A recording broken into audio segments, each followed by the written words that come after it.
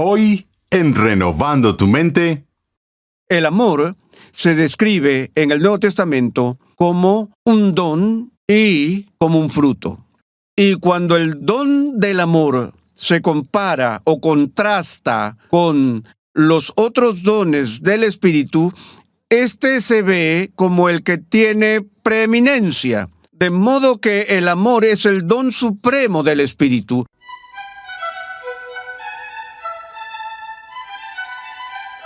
bienvenido a Renovando tu Mente con el Dr. R.C. Sproul, mientras continuamos con la sexta entrega de una edificante serie de enseñanza de 12 lecciones titulada Formando un carácter cristiano. En esta serie, el Dr. Sproul examina las cualidades que deben estar presentes en un cristiano y el poder transformador que estas características evidencian. En 1 Corintios 13:1, Pablo escribe: Si yo hablase lenguas humanas y angélicas, pero no tengo amor, vengo a ser metal que resuena o címbalo que retiñe. Pasemos una vez más al salón de clases a escuchar al Dr. R.C. Sproul mientras examina el amor como uno de los resultados primarios del poder producido por la morada del Espíritu en la vida de un cristiano. Mencioné en uno de nuestros grupos de discusión de los que no pueden participar, los que solo ven estas sesiones por video, que es muy fácil para nosotros como cristianos preocuparnos por los dones del Espíritu Santo y descuidar a veces el fruto del Espíritu Santo. Y tenemos que ser cuidadosos en un intento de restaurar el equilibrio bíblico adecuado en eso, que no nos equivoquemos en la otra dirección al enfatizar demasiado los frutos, pero sí quiero enfocar nuestra atención en este tiempo, no tanto en los dones, sino en los frutos, por la sencilla razón de que parece ser que es el fruto en este momento presente en la historia de la iglesia al que se le está restando énfasis y son los dones los que son enfatizados. Tenemos que saber desde el principio que tanto los dones como el fruto proceden de Dios el Espíritu Santo. Ambos son el resultado de la actividad del Espíritu y no debemos, por supuesto, despreciar de ninguna manera a ninguno de ellos. También estamos seguros de que Dios el Espíritu Santo ha dotado a su iglesia y como Pablo nos dice en Corintios, que cada cristiano ha sido dotado por el Espíritu. No todos recibimos el mismo don, pero todos podemos estar seguros de que tenemos algún don, alguna capacitación, algún poder de Dios, el Espíritu Santo, para llevar a cabo la vocación o el llamado que Dios ha hecho a nuestras vidas. Pero creo que una de las razones por las que hoy en día tenemos un desequilibrio entre los dones y el fruto es uno muy natural. Los dones tienen que ver con manifestaciones de talentos y poder, tienden a ser más glamorosos que el fruto. El fruto tiende a ser, cuando hablamos de cosas como el amor, la paz, la paciencia y la bondad, estas cosas son abstractas, no son concretas, no pueden ser tan tangibles, aunque de hecho se manifiestan en obras tangibles y actividades tangibles. Son un poco más inalcanzables.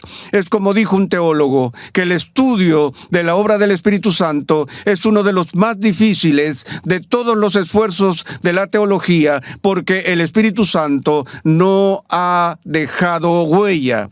Él es el Espíritu Santo y su misma esencia es lo que es intangible.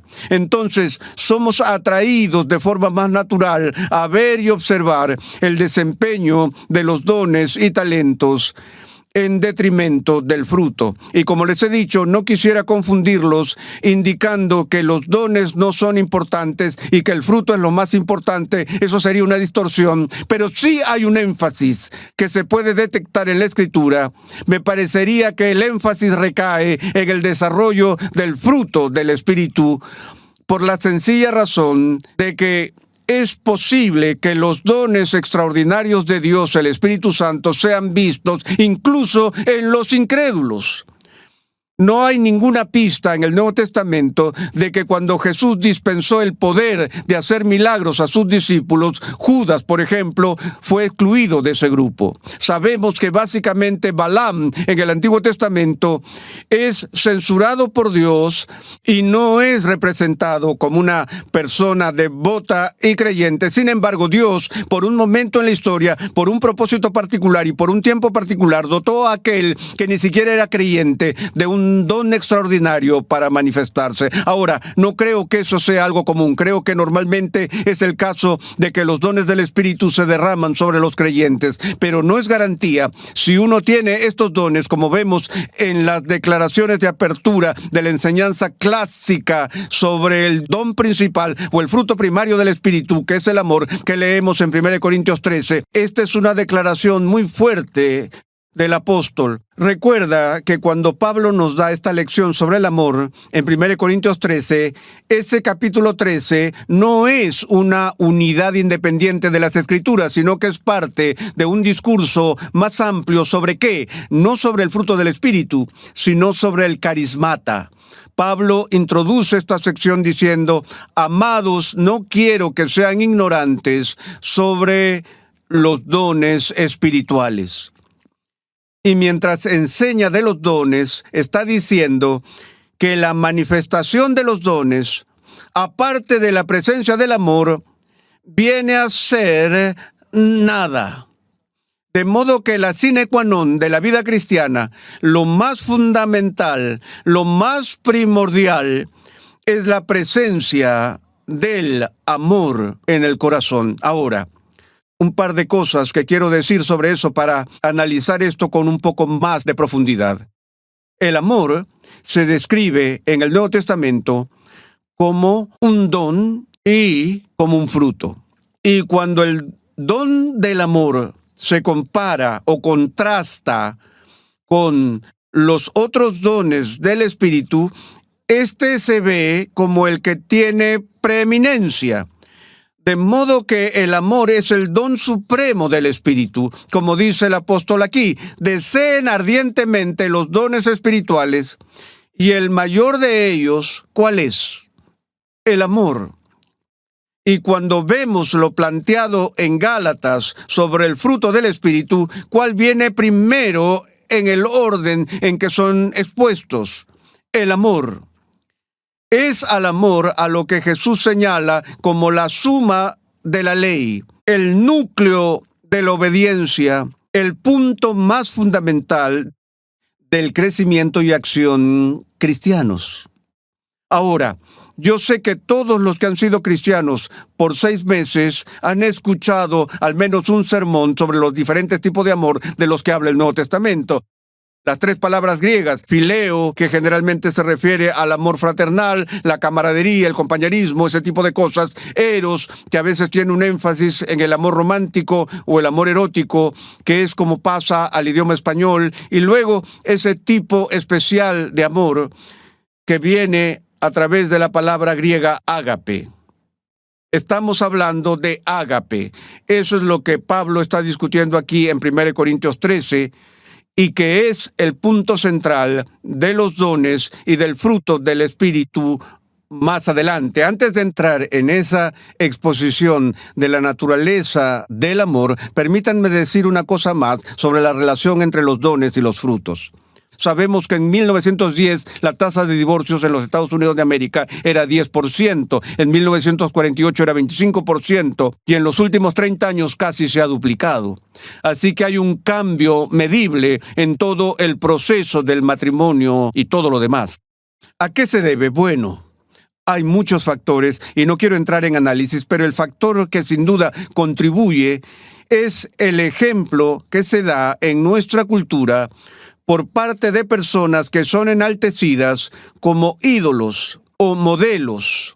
Y uno de los impactos que describen los sociólogos es el impacto del estilo de vida de Hollywood. Se dice, a medida que avanza el estilo de vida de California, así va la nación, que lo que sucede en California tiende a extenderse y expandirse por todo Estados Unidos, y casi se puede predecir los cambios culturales en todo Estados Unidos cuando observamos lo que está pasando actualmente en California. El movimiento por la libertad de expresión, por ejemplo, nació en Berkeley. Y así una generación de personas creció leyendo sobre sus estrellas y sus héroes y heroínas que adoptaban un estilo de vida radicalmente diferente. Y estaba bien que hicieran eso. ¿Por qué?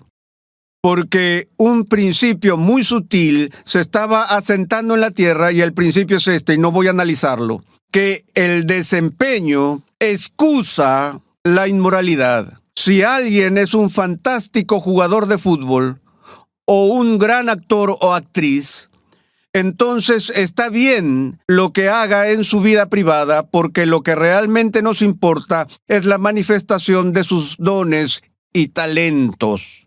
Solo señalo eso por esta razón. Nosotros estamos en peligro dentro de la comunidad cristiana de hacer eso mismo. Nuestros ídolos en el mundo cristiano tienden a ser aquellos que son extraordinariamente dotados, como predicadores, como evangelistas, como maestros, muchos de los cuales nos decepcionan con su manifestación personal de piedad. No tendemos a celebrar las vidas de los líderes cristianos que tienen manifestaciones extraordinarias del fruto. Y sin embargo, es por el fruto del Espíritu que seremos finalmente evaluados como cristianos. Entonces, lo que vamos a hacer ahora es ver el fruto del Espíritu, comenzando con el primer fruto, que es el amor. Ahora, mencioné que tenemos este concepto específico y único del amor en el Nuevo Testamento que se conoce con el nombre de ágape.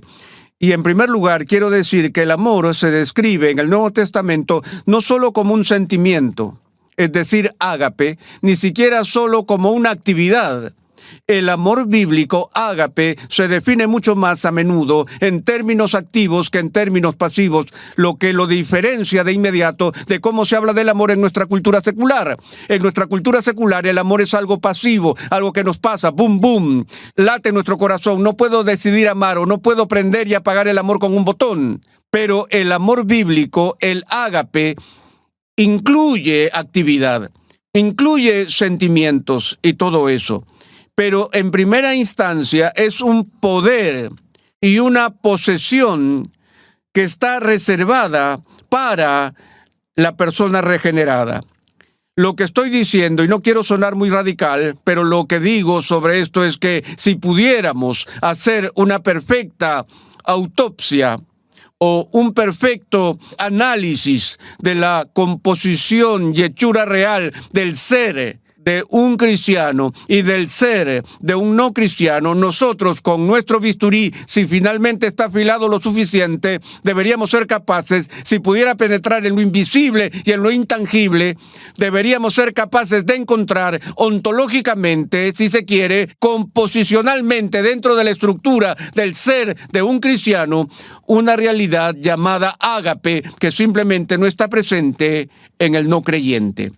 Puedes decir que te suena extraño, pero sabemos esto, que el Espíritu Santo, cuando regenera a una persona, cuando Él hace que una persona sea vivificada de la muerte y la trae a la vida, cuando Él hace que esa persona nazca de nuevo, el Espíritu no solo actúa sobre la persona y cambia la disposición del corazón, lo cual ciertamente hace, sino que también mora en el creyente.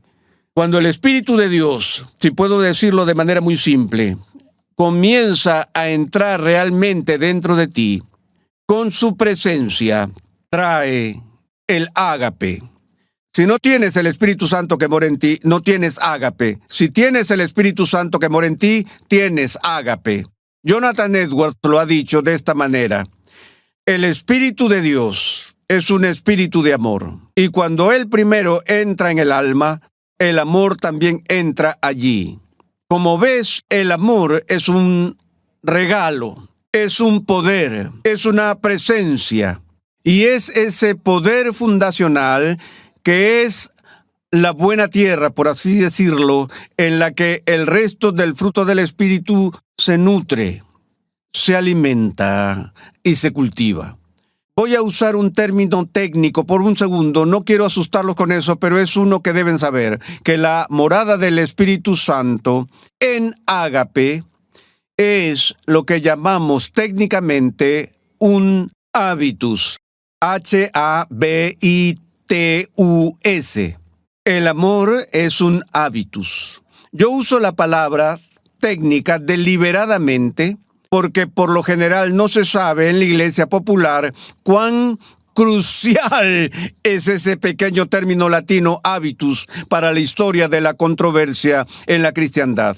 Ya me he referido a la controversia del siglo XVI sobre la justificación, y uno de los temas centrales de la justificación es cómo nos lleva la gracia a un estado de redención.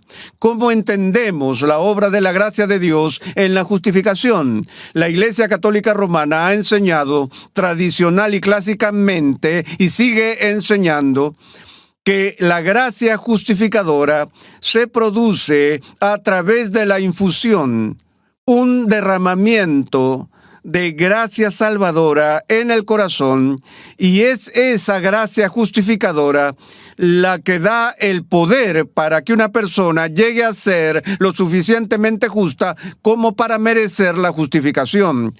Sin esa gracia justificadora infusa morando en nosotros, una persona nunca puede ser justificada.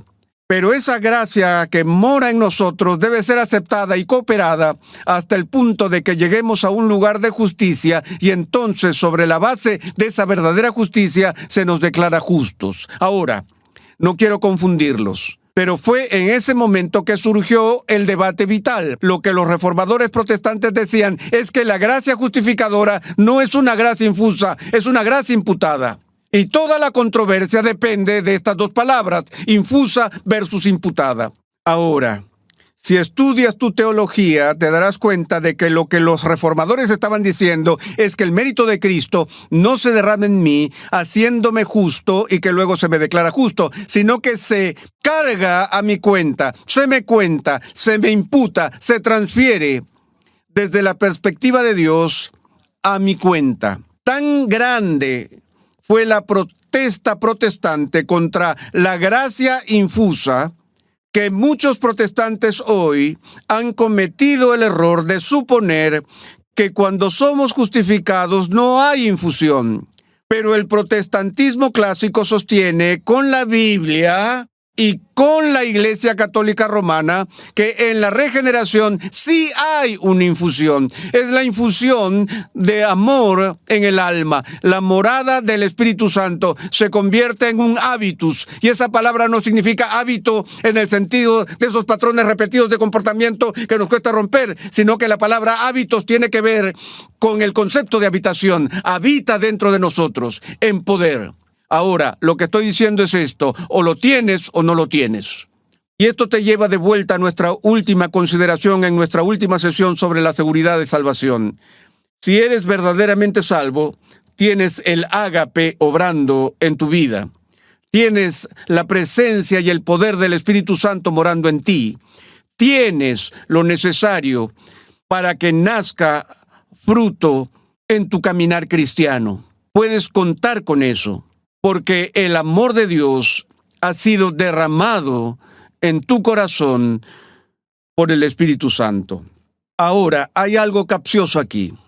Ese habitus, ese ágape que mora en ti, ese poder de amor que el Espíritu pone en ti, su fuerza puede ser aumentada o disminuida. Aquellos de ustedes que se especializan en música saben exactamente de lo que estoy hablando cuando digo aumentar y disminuir. Se puede aumentar, puede florecer, se puede fortalecer, puede dar frutos cada vez más abundantes, o si se descuida, puede disminuir, puede debilitarse, puede atrofiarse, dando virtualmente, ya saben, frutos dispersos y menudos. Ahora, ¿qué tipo de manifestaciones externas, qué tipo de cosas debemos buscar en nuestras vidas como evidencia de que el amor está operando y que el amor está siendo aumentado y que el amor está haciendo la obra santificadora que está llamada a hacer? Voy a dar otra clase sobre el amor, pero permítanme terminar esta enumerando algunos indicadores, algunos signos de la presencia de un poder de amor saludable, activo, morando en nosotros.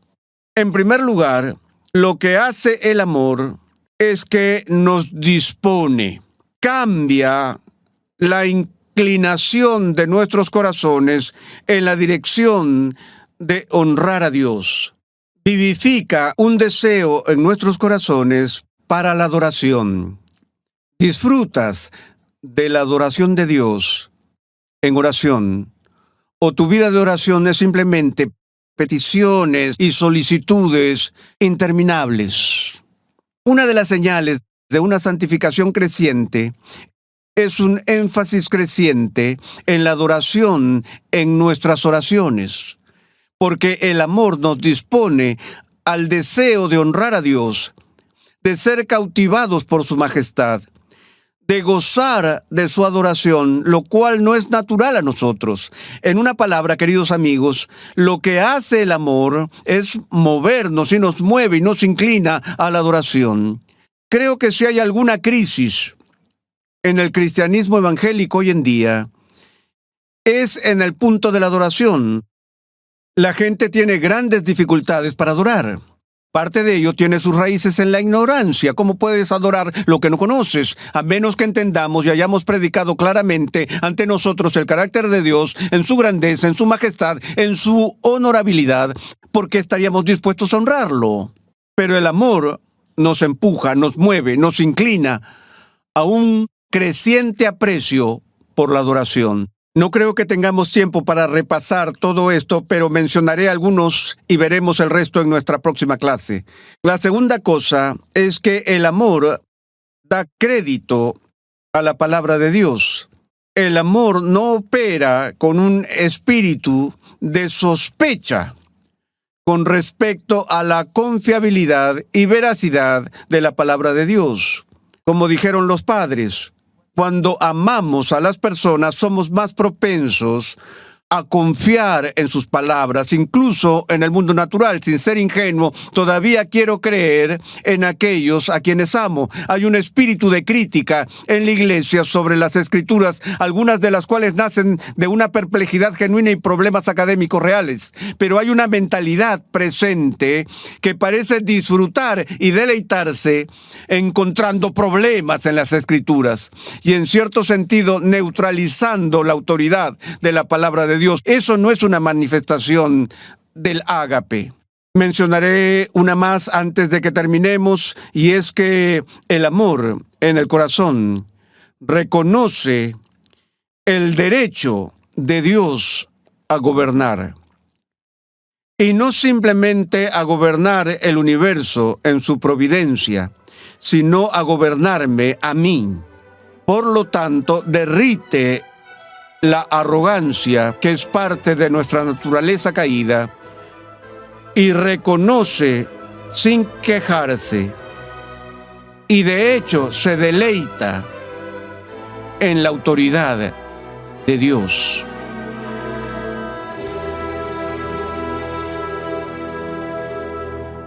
Estás en sintonía de Renovando tu Mente con el Dr. R.C. Sproul.